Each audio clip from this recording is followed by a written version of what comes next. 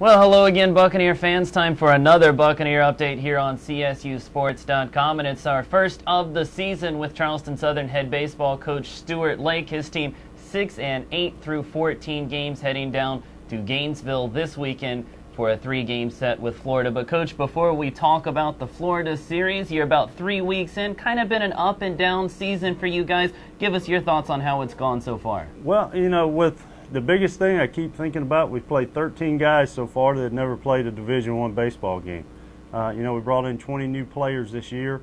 Tough schedule, and I can only blame myself for that since I'm the one to do scheduling. But, opening up with VCU out of the Colonial Conference, a perennial regional type team.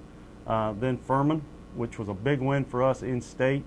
Brought in Virginia Tech, an ACC team, and one of the so-called up-and-coming teams, and I can believe it watching their pitching. Then we got another huge win this week with USC Upstate. That's right. And a great weekend last weekend with Holy Cross, a solid team who came in here. We're able to take 2 out of 3 from them. So feel pretty good. You never feel good when you've lost more than you've won. But I really feel that these teams are preparing us for our conference. You mentioned the Furman victory way back a couple weeks ago, maybe the most exciting win of the year. Got a couple homers to win that one in the 8-7-5. Also, you mentioned the Upstate victory this past Tuesday. When you beat these in-state schools, in a lot of cases, I'm sure you're probably competing with those schools for the same kids. Even though they're out of conference wins, what does it mean for you guys to get victories over in-state schools like Furman, like USC Upstate? Well, it's been really crucial for us because when we came in here and Coach Charles Assey, my recruiting coordinator, one of our main goals is to recruit kids from in that 3 to 5 hour radius. We want our parents at our games. We want participation of the families, and to win those in-state games and the area games. Georgia Southern, while we're so disappointed, that's one of them that we're excited. We have 24, I believe, in-state kids.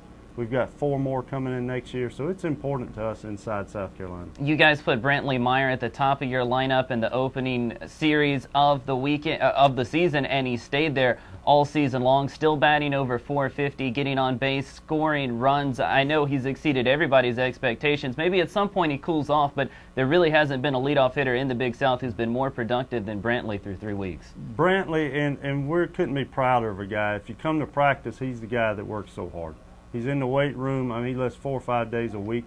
It's just a guy. It's good to see hard workers have success, and he's been fantastic to us because I feel our middle of the order is as good as they're going to be in our conference. Right. And when there's guys on base, they seem to get a few more good pitches. And you've got some power. You mentioned that middle of the order. It was Tyler Thornburg who hit 4 homers in the early part of the season. Now Derek Smith has hit 4 in your last 3 games. Nick Chinners has hit for power as well, a homer and good gap power. When you can get those guys hitting consistently like they have, it just makes you all the more dangerous. Well, there's no doubt. And, Matt Steele's another transfer that came in, has kind of settled in our 5th spot.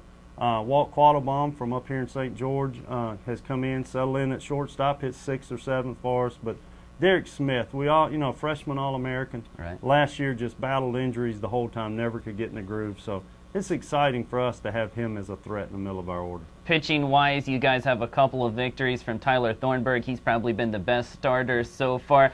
It seems like like most teams do this part of the season, you're still shuffling around your rotation a little bit, figuring out who's going to start midweek, who's going to start weekend, what days they start.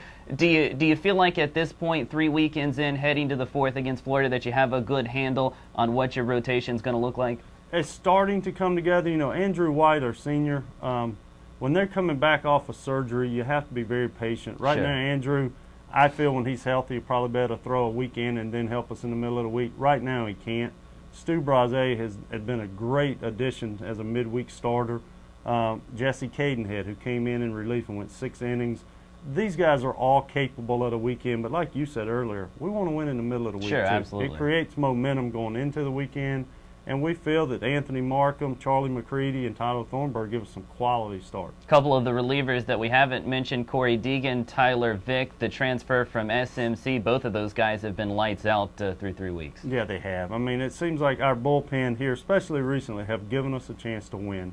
I keep reminding our guys, we're playing with aluminum bats. Right. It's hard to think you're going to keep them under that 4 or 5 runs. And if you can give yourself a chance when you can hold your opponent in that 5-6 run range.